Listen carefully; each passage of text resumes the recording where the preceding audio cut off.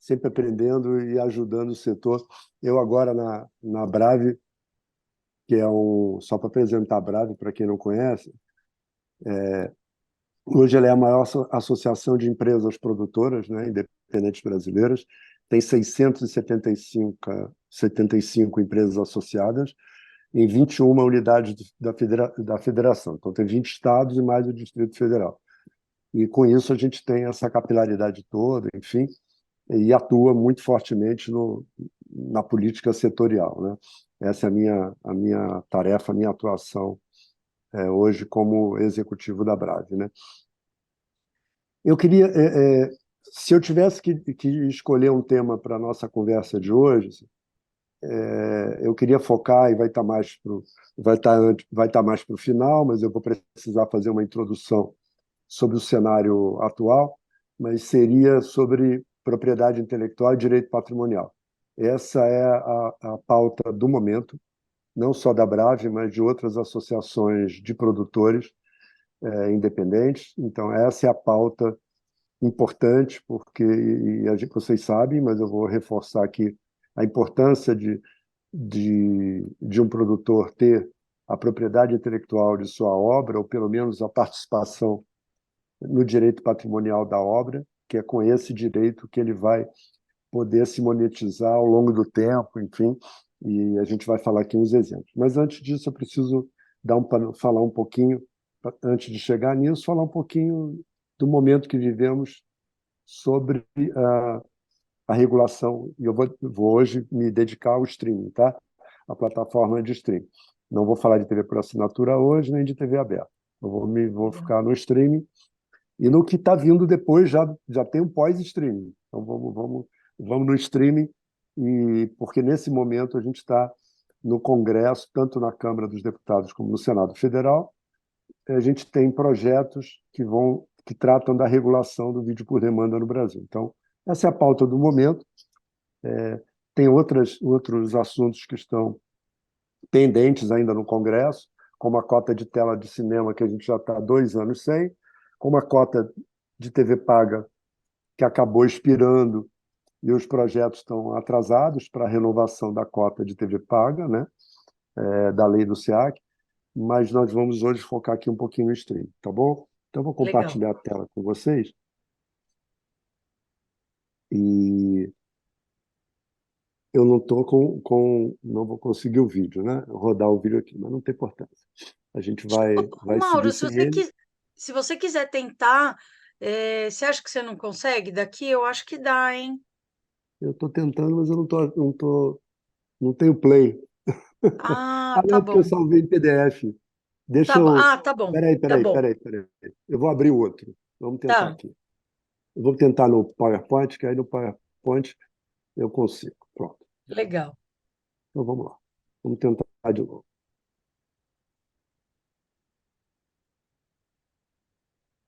Opa. Não, mas não é essa.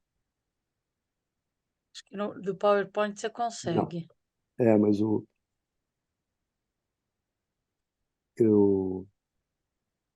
Peraí, gente.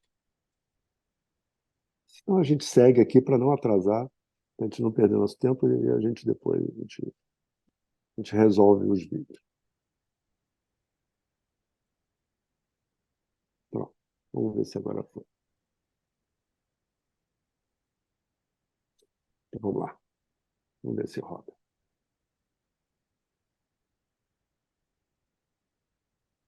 Pronto. Ó, eu gosto sempre de passar esse vídeo. Quando Tá você Estão vê um ótimo. vendo? filme, Tem uma som? série ou joga um game, Sim. a última coisa que você quer pensar é sobre trabalho, né? Mas sabia que o que você assiste na sua hora de lazer é resultado de uma indústria vibrante, formada por mais de 13 mil empresas, de todos os tipos e tamanhos, e que geram mais de 300 mil empregos para o Brasil? O audiovisual brasileiro injeta mais de 25 bilhões de reais por ano na nossa economia. A costureira, que faz as roupas de um filme, ou o dono de um restaurante, que alimenta uma equipe de produção, pagam impostos, consomem e geram empregos e recursos para o Brasil. Essa gente empreendedora e trabalhadora do audiovisual quer que você se divirta, se encante, se emocione, se informe, se valorize e se reconheça. Esse filme é para lembrar da importância social, cultural e econômica do audiovisual e para reafirmar a nossa força como indústria criativa que exporta talento e gera valor para o país. Muito prazer. Nós somos a indústria audiovisual do Brasil. Pronto. Então vamos. Eu gosto sempre desse vídeo porque ele fala um pouquinho de como o audiovisual interage com outras áreas, né? Gerando renda, emprego, porque ele tem uma interação nesse que eu chamo de economia circular. Então, você movimenta transporte, gastronomia, além dos empregos diretos, né? Mas tem esses empregos indiretos que estão em volta do audiovisual, né? Então, tem uma importância aí de movimentar empregos diretos e indiretos. Bom, vamos falar um pouquinho do cenário do streaming aqui. Hoje a gente tem uma profusão de plataformas de streaming no Brasil. Tem outras que dizem que estão para entrar, que estão nos Estados Unidos. Os Estados Unidos têm mais de 150 plataformas de streaming, para vocês terem uma ideia. Boa parte delas, grandes e pequenas, não vieram para o Brasil. Aí eu acho que é a espera da regulação, né? E por que regulação é importante? Porque dá segurança jurídica para quem está no Brasil e para quem quer vir para cá conhecendo as regras, né? Os primeiros que vieram, Netflix, Amazon, e depois Paramount, agora a gente tem Disney, enfim, a Globoplay, que é brasileira, enfim, e uma série de outras plataformas brasileiras pequenas, mas estão sem regras, sem regulação, né? E sem contribuição, como os outros segmentos de TV por assinatura, TV aberta e a própria produção e distribuição, que pagam a Condecine. Então, as plataformas de streaming estão num vácuo de regulação, estão num limbo, e elas não recolhem, não contribuem, apesar de usufruir da produção brasileira, elas não contribuem com a Condecine para o próprio mercado e diretamente para o fundo setorial. Aqui no streaming a gente está propondo, a gente que eu digo, as entidades da produção, propondo e negociando com as plataformas, enfim, e com os parlamentares para que haja uma parcela, uma parte, não está definido o percentual, mas uma parcela para o fundo setorial e uma parcela para investimento direto, como é no artigo 39 da Lei do Audiovisual, enfim, de investimento direto em obras brasileiras, né? Esse cenário é muito amplo, enfim, hoje ele é um pouco confuso, enfim, porque a gente há uma mistura de conteúdos que estão nas plataformas e principalmente na TV, nos canais de TV por assinatura. Então, a gente vai falar também aqui um pouco de como eram as janelas, chamadas janelas, e como é que é hoje, para a gente poder depois falar direito patrimonial. Bom, a gente tem, nessa cadeia de valor, a gente tem desde a produção de conteúdo, né, do vídeo por demanda, do valor que tem o conteúdo dentro da plataforma de streaming, é pelo conteúdo que elas competem, além, é claro, do valor de assinatura praticado, né, ou, se for de forma transacional, o valor do aluguel, mas o principal valor é o conteúdo e aquele direito sobre o conteúdo, quem detém o direito daquele conteúdo, né? Quem fornece. Esse material vai ficar para vocês, tá? Então eu não vou ficar lendo o material, porque acho que vale mais a pena a gente essa troca aqui e eu posicionar vocês em relação a algumas questões, e aí depois vocês podem consultar o material com mais calma. Enfim. Na cadeia, dentro dessa cadeia de valor, o produtor independente é aquele responsável pela criação, pela produção, mas nas plataformas de streaming, naquilo que a gente chama de originais, os direitos patrimoniais ficam todos entregues às plataformas. Então, apesar do produtor independente ter criado a obra, né? E eu falo do produtor independente, a produtora, com roteiristas, com diretores, enfim, elenco, todo esse material criado fica com os direitos de exploração comercial para as plataformas, né? Então, não fica nada da possibilidade da empresa produtora que criou a obra, né, seja filme, seja série, de poder explorar comercialmente isso ao longo daquilo que a gente sempre ouve, né? Aquela cadeia longa, né? Então, a gente tem a possibilidade de receber, de ser monetizado ainda com essa obra, e outros licenciamentos para outros players, enfim. Isso não ocorre no caso dos originais com as plataformas, porque as produtoras trabalham como prestadoras de serviço e não como coprodutoras e não como sócia das obras, né? Seguindo. Nós tínhamos, antes das plataformas de streaming, a gente tinha essas plataformas de compartilhamento aqui, como o YouTube, né? Tinha o licenciamento, que era de aluguel pelo iTunes, mas aqui a gente tinha o início já de algumas. A Netflix foi a primeira, enfim, depois a Amazon.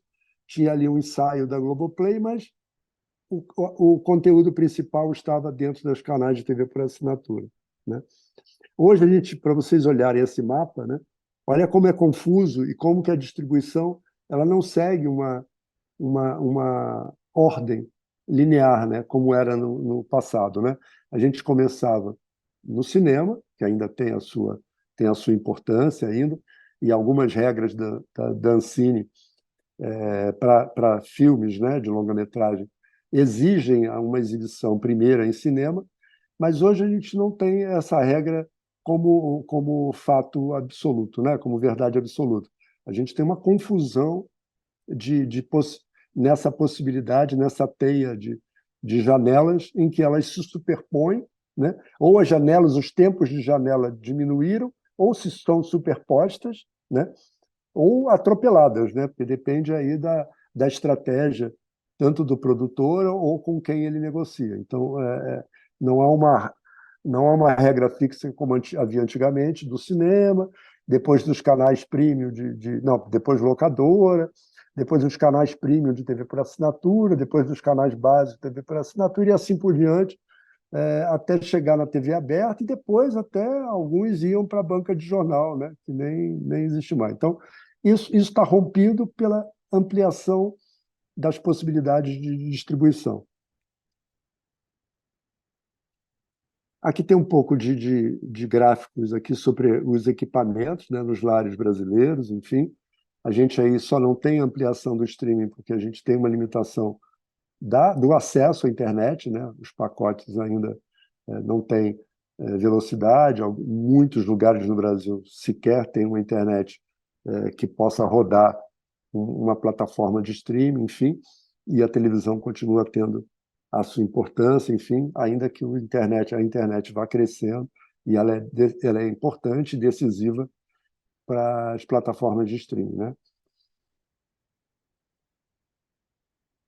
Aqui também o uso de smartphones, né? O celular ele, ele ampliou muito no Brasil, então a possibilidade dos celulares são cada vez com velocidades maiores também de rodarem as plataformas de streaming e o YouTube, enfim.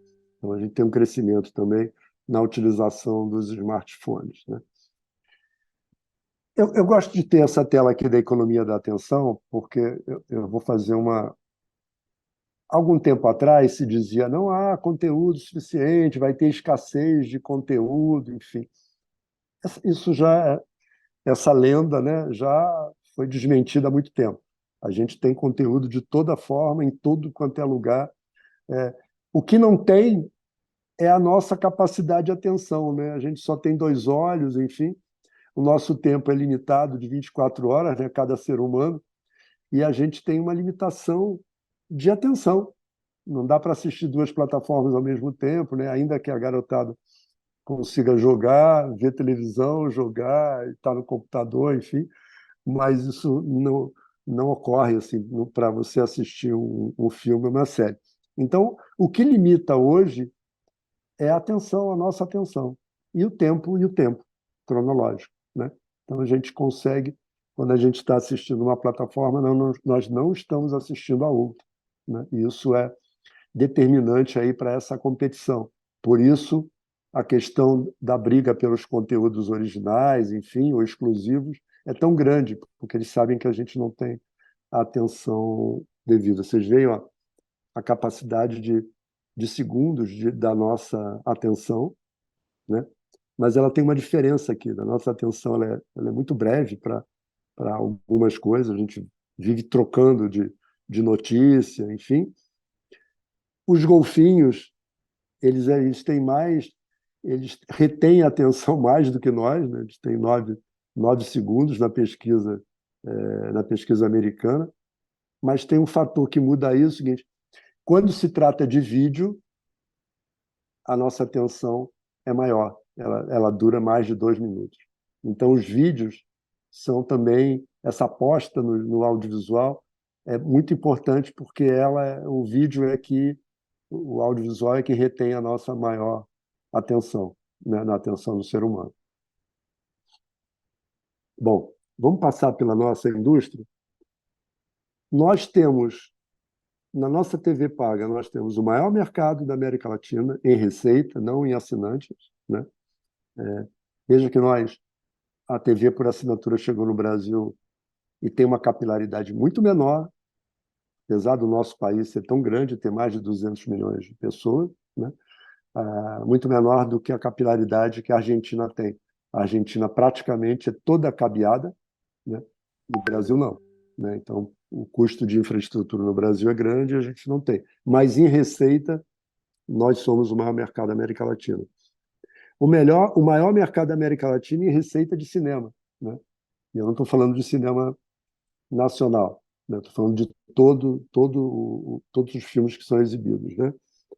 Games, nós já somos o maior mercado da América Latina também, né? Então, a gente já dobrou até 2021. Então, nós temos anunciado aí o 5º maior mercado de assinaturas em plataformas de streaming. Então, nós somos um mercado consumidor muito importante dentro da América Latina e dentro da estratégia das empresas das plataformas de streaming. Mas nós não somos o maior produtor e não recebemos o maior investimento das plataformas como ela faz em outros países, né? O México tem 6 vezes mais o investimento da Netflix, por exemplo, do que ela investe no Brasil, apesar de sermos o maior mercado consumidor. Então, vejam que há um desequilíbrio entre o que somos como consumidor e somos como produtor. Isso eu coloco aqui, além do acesso aos canais de distribuição, principalmente pela necessidade da internet, né, para o streaming, a necessidade de investimento, mas nós vamos falar muito aqui da questão da propriedade intelectual, como fosse uma patente, né? Vou dar um exemplo aqui, e isso tem sido muito discutido já aí na mídia. A Netflix está fazendo o maior investimento dela numa produção brasileira, como prestação de serviço. As produtoras, é um grupo de produtoras reunidas para fazer a série sobre o Ayrton Senna. Então, é um investimento muito grande, mas o direito patrimonial ficará toda com a Netflix. E pior, é sobre um herói brasileiro, um herói moderno, sobre um ídolo brasileiro. Então, a história brasileira vai ficar em todo o direito patrimonial de uma empresa estrangeira. Então, isso é um ponto importante para a reflexão. É claro que a prestação de serviço é importante, a atuação da produtora, mesmo que ela não tenha direito, é emprego também, a geração de emprego, mas a gente tem que tratar desse assunto porque e agora na regulação do vídeo por demanda, é um assunto que nós estamos levando, porque toda a criação brasileira, independente do tema, né, e do ídolo brasileiro, mas independente de ser uma obra de ficção, toda a criação é brasileira e a gente cede integralmente para uma empresa estrangeira explorar comercialmente e ganhar dinheiro com essa exploração comercial ao longo, não só no Brasil, mas onde ela estiver no mundo. Então, tem aí uma questão que a gente está na defesa dessa questão, ainda que não seja integralmente, mas é a participação no direito patrimonial. Porque se você tem, nem que seja, vamos lá, 10%, você vai ter 10% dessa receita nessa exploração comercial global, e esse dinheiro serve para reinvestimento da produtora em outras obras, desenvolvimento de obras, né? Na própria remuneração dos profissionais, enfim. Então, essa remuneração é muito importante, ligada ao direito patrimonial. Bom, essa aqui é a cadeia produtiva, vocês veem como, nem está completa aqui, vocês veem como há vários segmentos dentro do que a gente chama de indústria audiovisual, né? De um lado estão todos aqueles players de janelas de exibição, e do outro lado, todos os segmentos que estão envolvidos numa produção e na distribuição de uma obra audiovisual.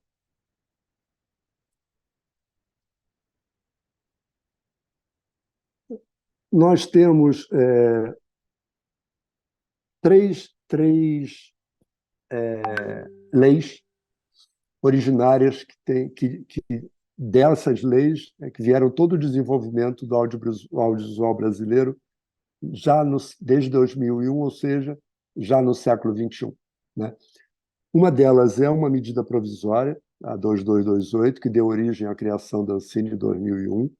Essa medida provisória, na época, as medidas provisórias que não fossem votadas pelo Congresso, elas viravam lei. Hoje é ao contrário. Hoje elas caducam com 30 dias se não forem votadas. Mas essa medida provisória estabelece, inclusive, as nomenclaturas e separa os segmentos todos que eu mostrei na tela anterior. O que é produção, distribuição e tal. E essa medida provisória criou a Ancine e criou a Condecine, ou as Condecines, né? Porque são mais de uma, né? Para cada segmento tem uma Condecine. A lei da cota de tela, que venceu há mais de 2 anos, ainda no governo federal anterior, não se moveu para renovar a cota de tela, então a gente está sem cota de tela de cinema. Há projetos de lei também, tanto na Câmara como no Senado, e a gente espera que seja aprovado e retomar a nossa cota de tela nas salas de cinema. A Lei 12.485, que tinha as cotas de conteúdo e de carregamento de canais brasileiros independentes na TV paga, ela venceu no dia 12 de setembro, então estão suspensas as cotas. A gente também há projetos de lei na Câmara e no Senado, então a gente espera que a gente consiga retomar as cotas, que são muito importantes para o conteúdo audiovisual brasileiro e conteúdo brasileiro independente. A gente fala aqui de que uma regulação posta, uma regulação forte, exige menos presença do Estado. Ele não precisa intervir o tempo todo, desde que a regra esteja posta, né? Então, quando essa regra não está posta e ela não tem simetria com todos os agentes do mercado, acontece a tal falha de mercado. No caso do streaming, a gente está sem regra e a gente tem um mercado que mais ou menos faz o que quer, porque a gente não tem, no caso do streaming, porque a gente não tem a regulação, né? O mundo todo tem regulação, tanto para a distribuição do conteúdo de cada país. No caso da União Europeia, há para cada país e há para o conteúdo europeu, então há mais até de uma cota, mas há cotas no próprio Estados Unidos, na Inglaterra, no Canadá, na Coreia do Sul, enfim, em vários países, na América Central, inclusive. Há regulação para o fomento, né, para investimento em produção de conteúdo e distribuição, e na propriedade intelectual. Há uma regulação no mundo que protege a propriedade intelectual, mas nós não temos no Brasil. À exceção do fundo setorial. Então, o fundo setorial do audiovisual, que é gerido pela Ancine, ele exige que para uma obra brasileira de produção independente seja considerada brasileira, independente, o produtor independente tem que deter, no mínimo, 51%. Então, quando é o recurso público, quando é do fundo setorial, a gente tem a participação majoritária no direito patrimonial. Fora isso, a gente não tem a propriedade, não tem, no caso do streaming, não tem sequer qualquer participação no direito patrimonial. As consequências de não haver regra é de concentração, né?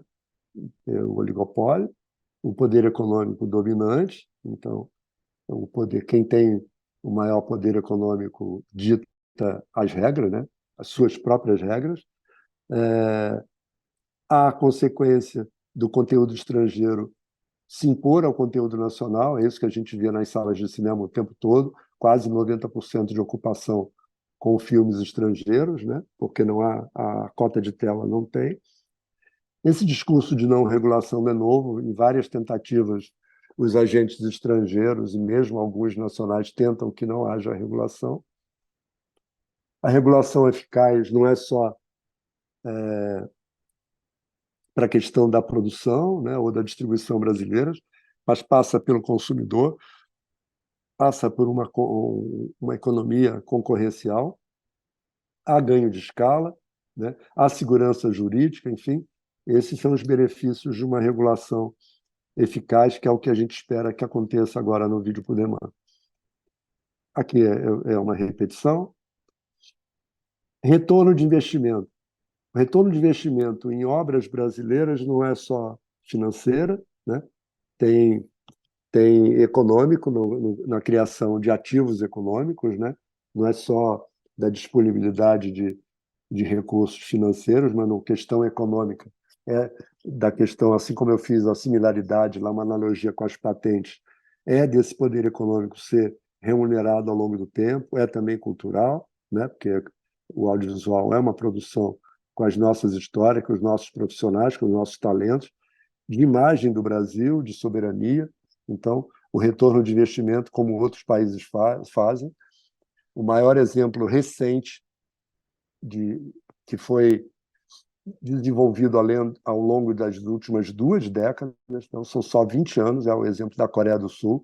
Então, não é por acaso que nas plataformas nós estamos cheios de filmes e séries da Coreia do Sul, é porque isso foi uma estratégia da Coreia do Sul, muito inspirada no que os americanos fizeram há tantos anos atrás, há muitas décadas, e eles hoje estão ocupando um espaço importante no cenário global do audiovisual.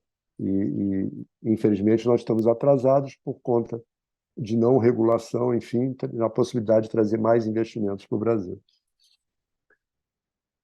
Vejam que a indústria de entretenimento é a que mais cresce, o faturamento também cresce ao longo do tempo, tem essa projeção aí da Price, né?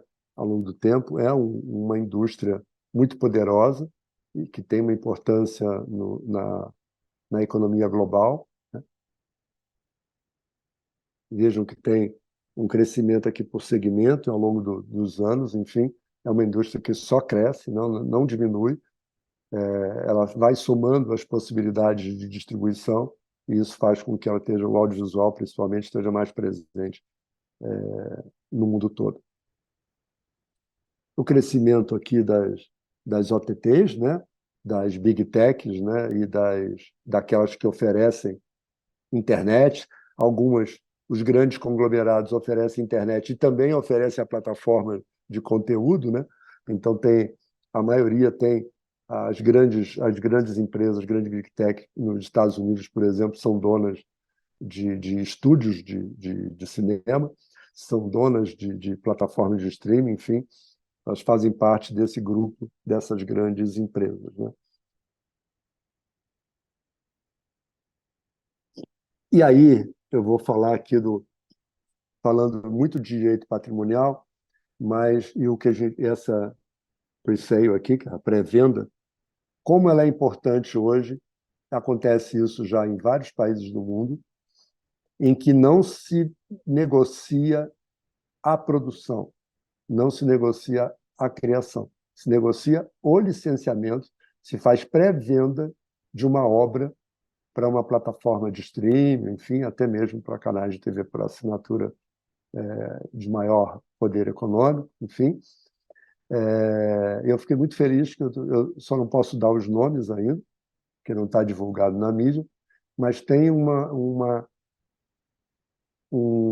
continuidade de uma obra audiovisual baseada numa obra literária brasileira, em que a negociação com uma grande plataforma de streaming americana não foi no sentido de ser uma obra original, de transferir a propriedade para a plataforma, mas foi na negociação, aí, com a expectativa que a plataforma previu com a obra, do sucesso que ela vai fazer, até porque ela já esteve em televisão também, e teve grande audiência em TV aberta. Então, a continuação da história, a negociação passou por uma pré-venda com licenciamento de um valor inédito para o Brasil, de alto valor. Não completou o valor total da produção, mas foi quase, e houve já uma segunda venda após a plataforma, então houve uma segunda venda, então houve o complemento da produção, todo com licenciamento, e 100% dos direitos vão ficar com a produtora independente brasileira. Então isso é um exemplo de agora, do início do mês, uma negociação incrível, que logo vocês vão conhecer, enfim, vai estar sendo divulgado, mas assim, é o início de um precedente disso que nós estamos defendendo, né? Claro que isso seria o ideal seria os 100% assim, de manutenção do direito. Nós não vamos conseguir isso de toda a obra, mas negociar um percentual do direito patrimonial é isso que nós estamos defendendo, não só aqui na Abrab, mas das associações e sindicatos de empresas audiovisuais, é isso que nós estamos defendendo, de que haja, porque essa receita é importante, como eu falei, para o desenvolvimento de outras obras, para a manutenção da própria empresa, para a remuneração adequada dos profissionais, enfim. E eu queria trazer esse exemplo para vocês, porque não é uma utopia, já está acontecendo. Isso acontece em outros lugares do mundo, mas no Brasil ainda a gente transfere a criação para as outras empresas, né? Como eu falei aqui, a Lei 12.485 trouxe no fundo setorial a participação majoritária do direito patrimonial pelo produtor independente, né? Então a gente tem também uma regra do fundo setorial que exige que tenha pelo menos 51%, então nós estamos trabalhando com esse precedente legal, né? E quem vai falar um pouquinho mais de direito patrimonial e dessa importância são duas personagens de duas obras de animação de séries que foram exportadas para mais de 180 países. É de uma produtora, um estúdio de animação daqui de São Paulo, é um dos estúdios de animação, uma das empresas produtoras talvez mais importantes na animação brasileira, mais que premiada, e essas personagens vão falar aqui de direito patrimonial e propriedade intelectual para vocês, tá bom? Vamos lá. Espero que vocês gostem. Oi, sou eu, a Luna, do Show da Luna, uma criação 100% brasileira realizada por uma produtora independente brasileira. Eu sou a Tarcilinha. Eu faço parte de um longa-metragem brasileiro totalmente inspirado nas obras da Tarsila do Amaral.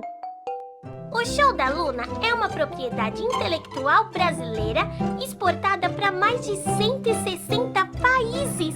Isso é demais! O Tarcilinha é um filme muito premiado que leva a nossa cultura e a nossa arte para o mundo todo. São muitos profissionais brasileiros envolvidos nessas produções nacionais. Na minha série, por exemplo, são mais de 200 por temporada. E vários são jovens que aprendem muito para ingressarem nesse promissor mercado de trabalho. Mas para existirem muitas propriedades brasileiras assim, é muito importante a regulação do vídeo por demanda no Brasil. Os conteúdos brasileiros independentes precisam ter mais espaço nas plataformas de streaming. Como na França, na Coreia do Sul, na Espanha, no Canadá e em tantos outros países. Então, é preciso que seja obrigatório um mínimo de títulos nacionais nas plataformas. E com devido destaque, para todo mundo saber que existe. Todo mundo sai ganhando. E é muito importante que a produtora participe da criação e desenvolvimento do conteúdo. É um cuidado para a participação da nossa cultura. E, como todos os outros setores, as plataformas precisam pagar o Condecine, contribuição para o desenvolvimento da indústria cinematográfica nacional. Certo? Sim, vamos mais longe. Mais longe ainda. Viva a cultura brasileira! Viva!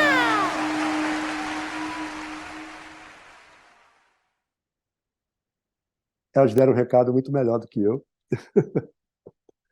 E é disso que a gente está falando. Por isso que eu quis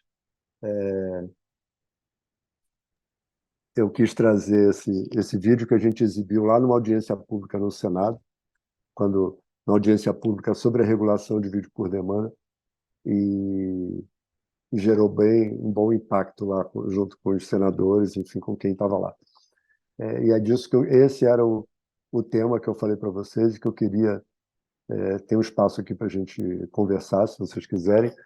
Esses vídeos, assim como a apresentação, se quiserem compartilhar, viralizar, está à disposição de vocês, porque quanto mais a gente falar disso, e vocês falarem também, vocês também vão ser os nossos embaixadores aí na defesa aí da participação no direito patrimonial, tá bom?